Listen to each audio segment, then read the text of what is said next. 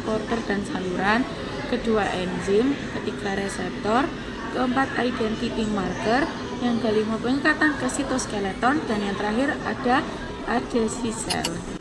Transporter dan saluran berfungsi untuk memfasilitasi transposi aktif molekul melintasi sel, bertindak sebagai pembawa, mengikat molekul tertentu, dan mengangkutnya melintasi membran, atau membentuk saluran yang memungkinkan difusi pasif ion atau molekul tertentu.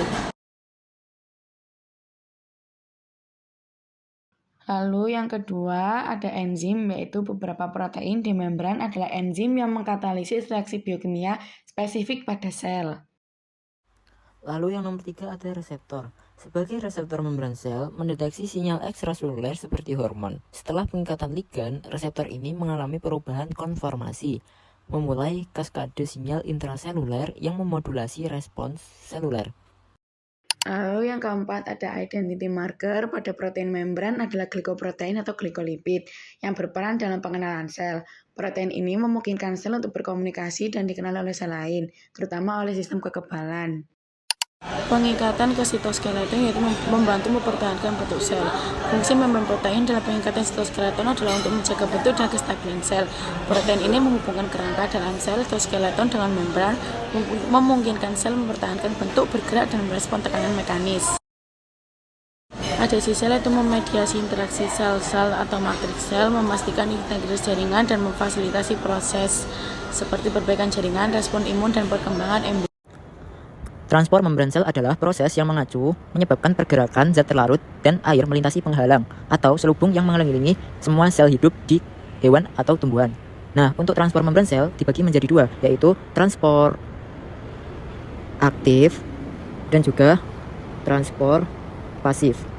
Untuk transport aktif dibagi lagi menjadi tiga, yaitu transport aktif primer dan aktif sekunder. Untuk yang kedua ada exositosis, dan yang ketiga ada endositosis. Untuk transport pasif dibagi juga menjadi tiga, yaitu satu, difusi terfasilitasi, yang kedua difusi sederhana, dan yang terakhir ada osmosis. Pada kali ini kita akan menjelaskan tentang transport aktif. Transport aktif dibagi menjadi dua, yaitu transport aktif primer dan transport aktif sekunder. Nah, pada video kali ini kita akan menerangkan tentang transport aktif primer. Berikut adalah langkah-langkah proses transport aktif natrium dan kalium melalui pompa natrium atau kalium. Yaitu yang pertama ada pengikatan ion natrium. 3 ion natrium dari dalam sel terikat pada tempat spesifik di pompa natrium atau kalium. Yang kedua, fosforilasi pompa. ATP kemudian memberikan satu gugus fosfat kepada pompa, menyebabkan pompa berubah bentuk. Yang ketiga, ada pelepasan natrium, yaitu bentuk pompa yang berubah.